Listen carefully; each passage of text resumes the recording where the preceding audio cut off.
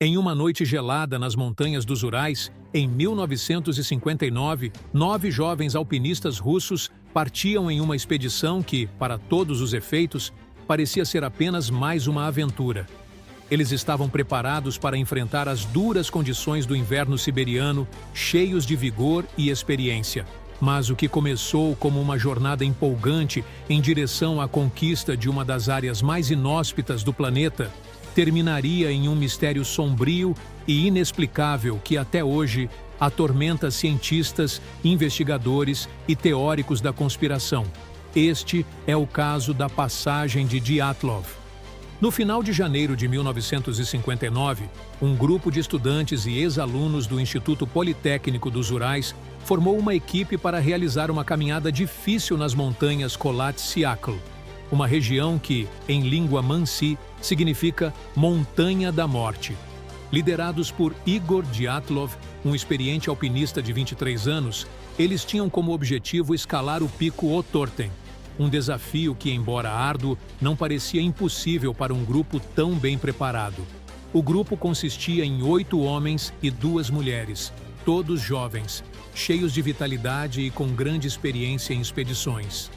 Mas algo deu terrivelmente errado, algo que ninguém jamais poderia ter previsto.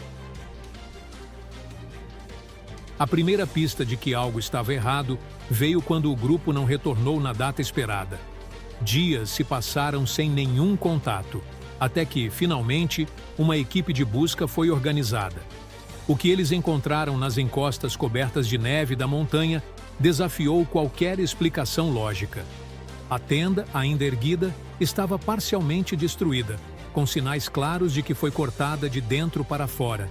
Dentro da barraca havia roupas, comida e outros equipamentos, intactos e organizados, como se os alpinistas tivessem saído com urgência, sem sequer vestirem-se adequadamente para o frio implacável. Ao seguir as pegadas deixadas pelos alpinistas, os investigadores encontraram os primeiros corpos a cerca de 500 metros da tenda, descalços e sem roupas apropriadas para o inverno rigoroso, como se tivessem fugido em desespero total. Os corpos foram encontrados em várias posições, alguns sugerindo que tentaram voltar para a tenda, enquanto outros estavam mais distantes, próximos de uma área arborizada, onde vestígios de uma fogueira mal feita foram descobertos. Mas o que mais chocou os investigadores foram as condições em que alguns dos corpos foram encontrados. A causa da morte dos primeiros foi atribuída à hipotermia, algo esperado nas condições extremas. No entanto, outros membros do grupo apresentavam ferimentos traumáticos que não podiam ser facilmente explicados. Um deles tinha o crânio fraturado. 2 outros apresentavam costelas quebradas e danos internos severos, como se tivessem sido atingidos por uma força avassaladora. Algo comparável a um acidente de carro. O mais estranho é que esses ferimentos foram causados sem qualquer sinal externo de violência.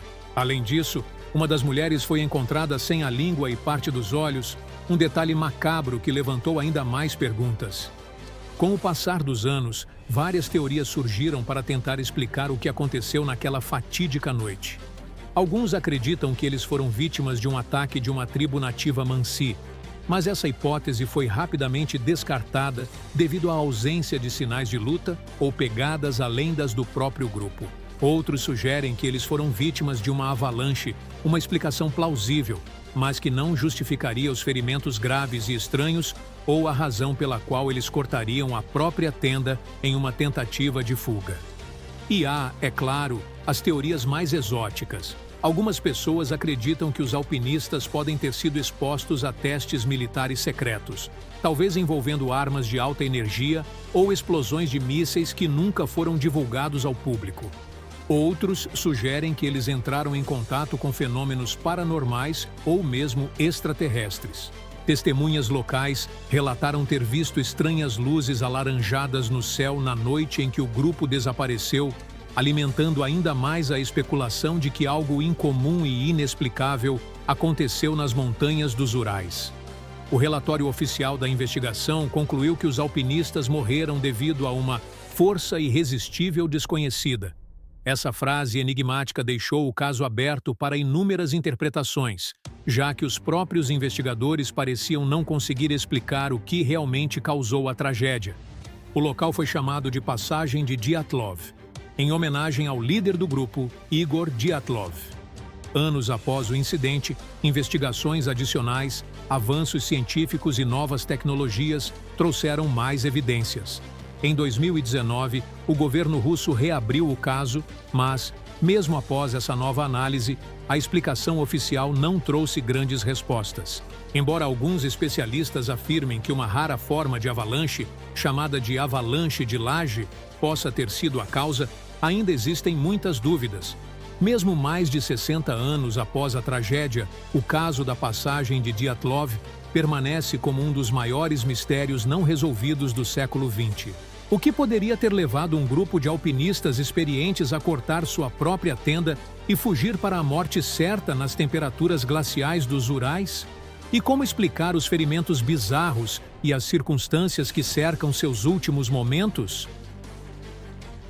Até hoje, o local onde os corpos foram encontrados é evitado por muitos, considerado um lugar amaldiçoado por alguns e sagrado por outros. O que realmente aconteceu naquela noite fria e mortal permanece, talvez para sempre, envolto em mistério. Um mistério que ecoa através do tempo, nas montanhas geladas da Rússia, como um sussurro que nunca será completamente silenciado. Este foi o caso da passagem de Dyatlov, uma tragédia repleta de perguntas sem respostas. Se você gostou deste vídeo e quer saber mais sobre os mistérios inexplicáveis ao redor do mundo, não se esqueça de curtir, compartilhar e se inscrever no canal. E claro, deixe nos comentários sua teoria sobre o que pode ter acontecido com esses 9 jovens aventureiros. Até a próxima!